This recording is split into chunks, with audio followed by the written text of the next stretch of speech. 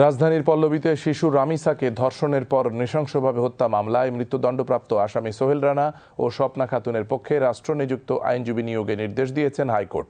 মঙ্গলবার বিচারপতি ভীষ্মদেব চক্রবর্তী ও বিচারপতি কে এম রাশেদুজ্জামান রাজার হাইকোর্ট বেঞ্চ এ আদেশ দেন।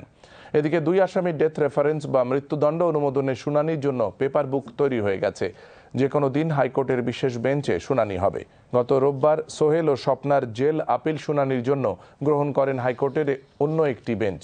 সেদিন বিচারপতি মোহাম্মদ আলী এবং বিচারপতি সাইফুল ইসলামের হাইকোর্ট বেঞ্চে attorney general barrister Ruhul Quddus Kajal আসামিদের আপিলের বিষয়টি উত্থাপন করলে আপিল শুনানির জন্য গ্রহণ করেন আদালত। একই সঙ্গে দ্রুত সময়ের মধ্যে পেপার বুক প্রস্তুত করার নির্দেশ দেন উচ্চ আদালত।